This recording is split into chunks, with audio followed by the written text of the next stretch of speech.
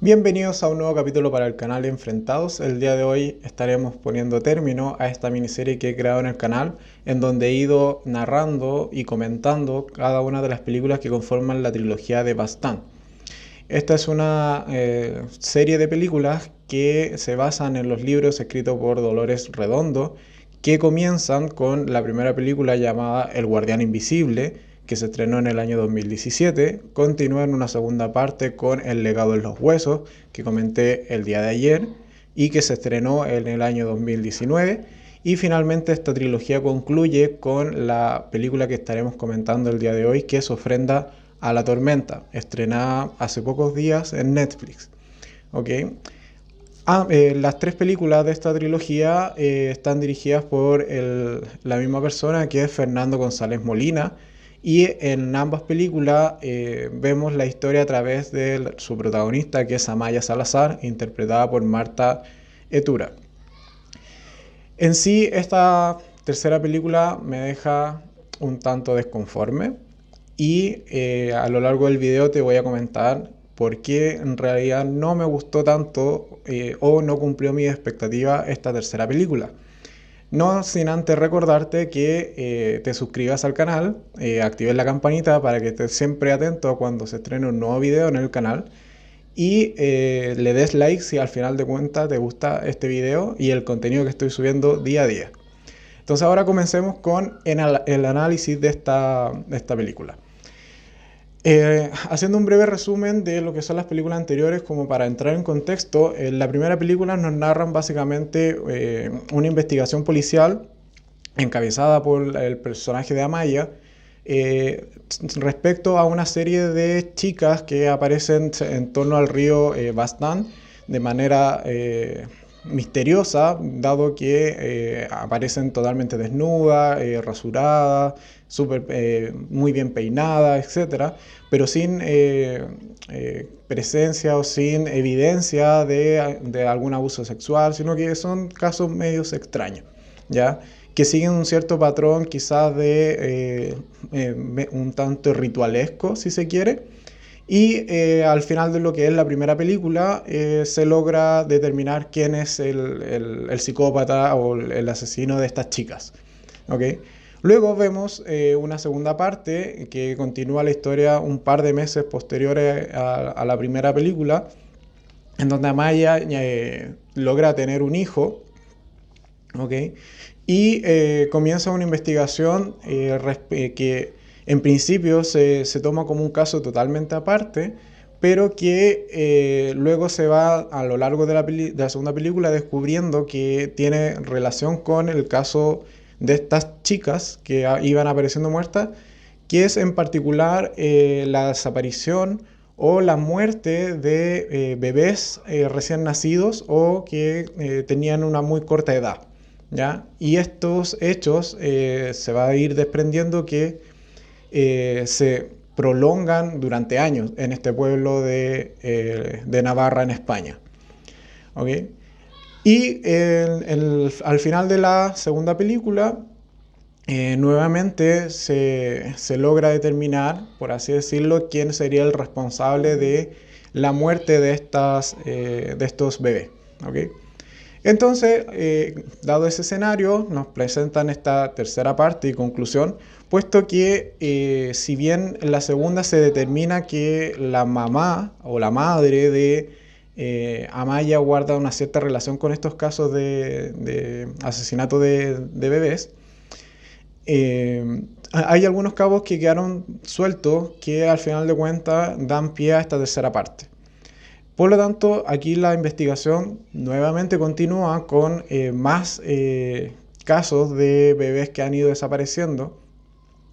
El mismo hecho de que, por ejemplo, en una iglesia aparezcan huesos de bebés o de un bebé en particular que se descubre prontamente que guarda una relación directa con Amaya, puesto que es una hermana que ella no conoció. Da pie a que se siga el rumbo de la investigación y se logre determinar que al final de cuentas hay una red de protección en torno a una presunta secta que ofrece o hace ofrendas a dioses antiguos o alguna suerte de deidad con estos bebés que están recién nacidos. Y en sí ese es el desarrollo de lo que es la tercera película. Investigar un poco cómo está conformada esta secta y quién la está dirigiendo, ¿ya? Existe una serie de casos o de personas que van a ir cometiendo crímenes o suicidándose a lo largo de la película sin mayor sentido, sin mayor explicación, que están siguiendo un poco las órdenes de este líder de la secta, ¿ya? En sí, parece, o sea, se presenta como una continuación lógica a lo que es la trama que se presentaron en las dos primeras películas. No obstante, en esta tercera parte se deja un poco de lado, si se quiere, este misticismo o esta suerte de contribución mágica que aportaba el pueblo, el bosque o el mismo río que se ve presente en las dos primeras entregas. Y es una serie, o sea, una película más bien realista. No obstante, y el por qué al final de cuentas no me ha gustado o simplemente no ha cumplido mis expectativas, es que si bien es un buen cierre para la historia, no siento que lo hayan contado de la mejor manera. ¿Y aquí voy con esto?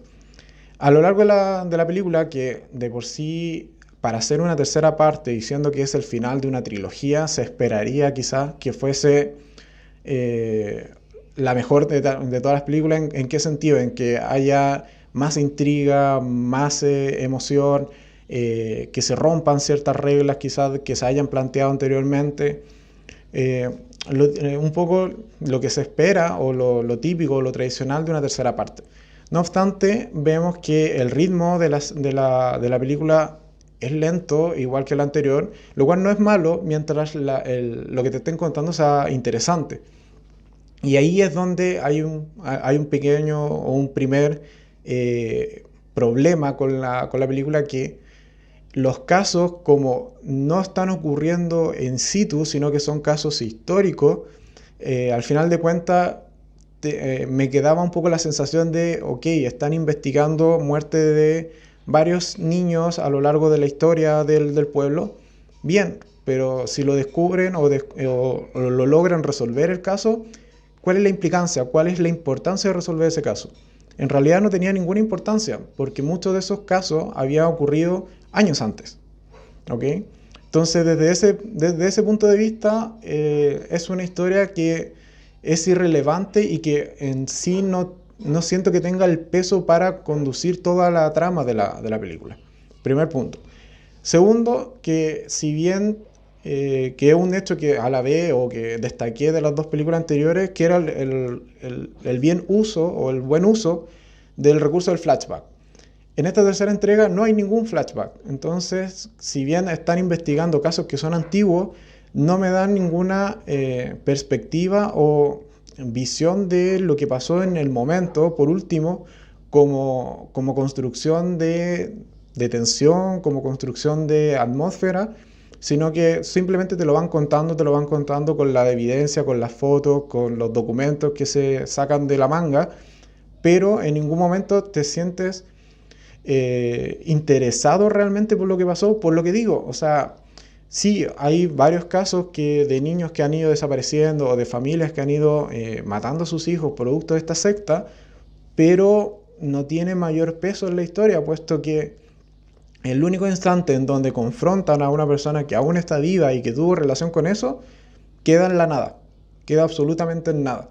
Entonces es una historia que carece de esa emoción o de ese interés, puesto que no es un buen argumento para sostener toda la película, ¿ok? Y esto sumado a que quizás es un fallo o es un problema que tiene con el final particular de la segunda película, en donde se plantea que estos bebés que fallecen o que son sacrificados por esta secta siempre tienen que ser mujer, ¿ok?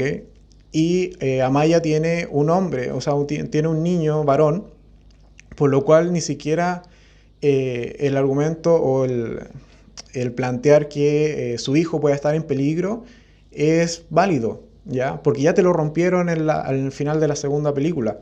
Entonces, no sientes que su familia esté en peligro, ni su tía esté en peligro, ni sus hermanas.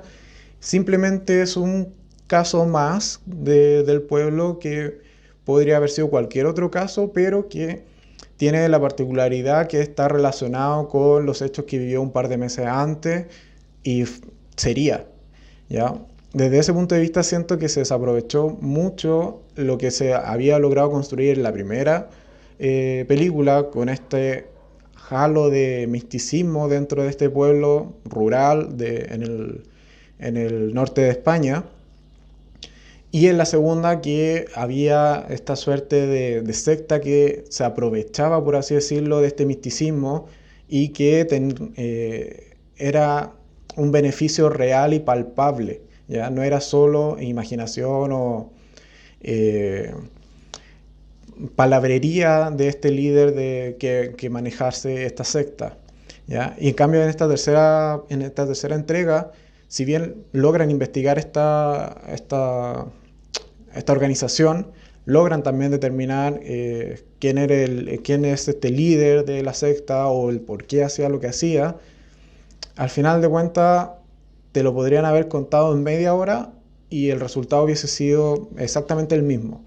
Y ahí va otro de los fallos que creo que tiene esta tercera entrega, que es que intentan, quizás por así decirlo, dejar tan mal o dejarlos como realmente malvados a esta secta, a las personas que conforman esta secta, que llega un instante casi al medio de la película que cada 5 minutos te van mencionando personas y personas que han estado involucradas o que han sufrido las desapariciones de sus bebés o que han muerto, y son nombre tras nombre que no te los presentan, no te dan un rostro siquiera para asociarlo, y al final de cuentas te da lo mismo, ¿ya? O sea, en ningún momento empatizas con todas esas familias que perdieron muchos hijos, al parecer, durante la historia.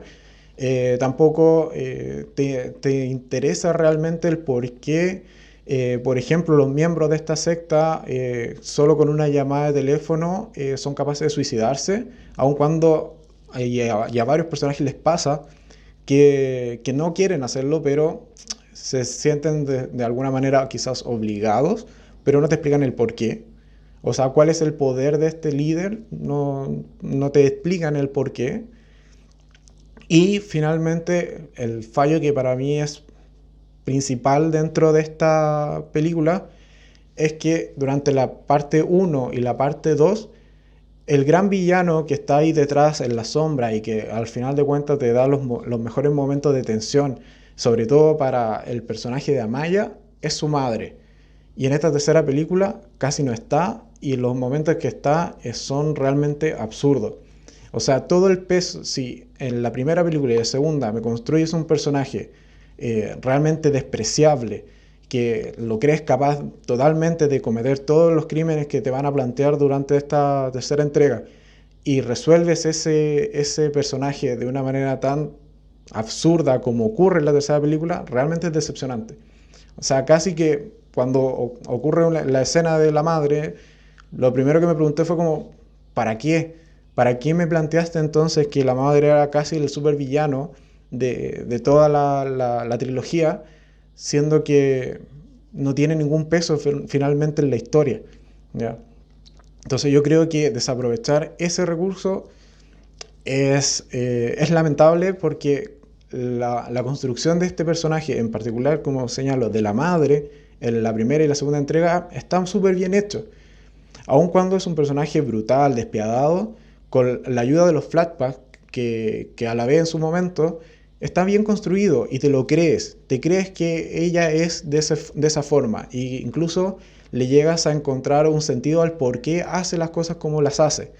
Y también ayuda mucho a complementar el por qué la aberración que siente Amaya hacia su madre, o el odio incluso que ella siente hacia su madre.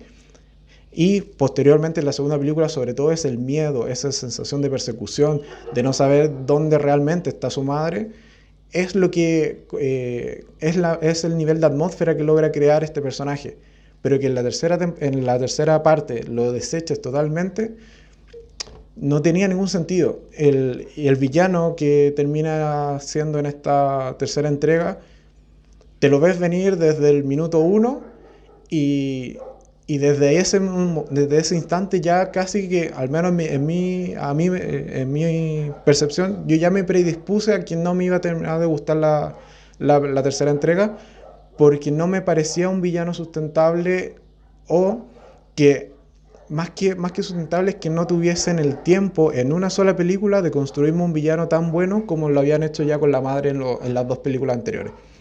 Por eso creo que fue una oportunidad desperdiciada.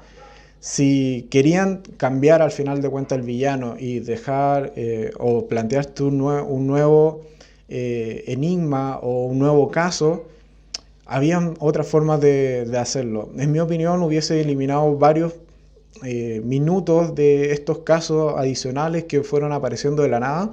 Bastaba con que en una escena me los mostraras en un resumen en estas pizarras donde típico ponen fotos de los casos, los van uniendo, etcétera.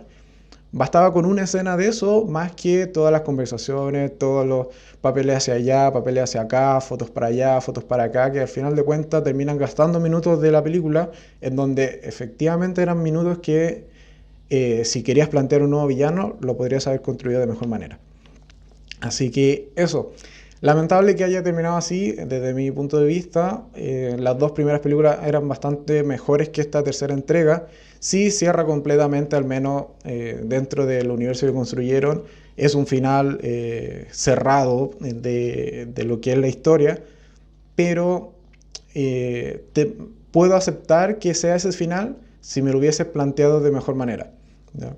Creo que se fueron quizás por un camino más simple en cuanto a responsabilicemos de todos los hechos a esta secta y que haya un líder de la secta, pero quizás que la madre, que era un personaje que ya habías construido de buena manera en las dos primeras películas, debió haber tenido un papel o un rol más protagónico, si se quiere, en esta tercera entrega. Así que esa sería mi opinión de la tercera parte y final de esta trilogía de Baztán, ¿okay? Que es Ofrenda a la Tormenta. En mi opinión, no me gustó realmente la película, me decepcionó, esperaba más, esperaba que se resolviese de otra manera, incluso cuando ya vislumbraba un poco que iba a ir una investigación a través de este hilo conductor que es esta secta, pero en ningún instante lograron generarme la intriga o la emoción o esa sensación de que realmente los protagonistas, sobre todo Amaya o su hijo, corrieran realmente peligro dentro de esta tercera entrega. Así que eso sería por hoy. Este es el último video que hago de esta trilogía. Si te gustó el video, espero que le des like, que te suscribas. Adicionalmente está de más decir que obviamente puedes ir, ideal que vayas y la veas y me dejes en los comentarios si estás de acuerdo o desacuerdo con mi opinión. Me encantaría leer si a ti te gustó o no te gustó esta tercera entrega o este cierre de esta trilogía. Y yo me despido por hoy. Recuerda que en este costado de acá te dejo enlaces o las miniaturas con otros videos y listas de reproducción que quizás te puedan gustar. En el costado de acá te dejo la carita del gato balto para que le hagas clic y te suscribas al canal y así estés siempre enterado de cada nuevo video que subo día a día. Así que eso es todo por hoy. Espero que te gustara este video y nosotros nos vemos en una siguiente entrega. Adiós.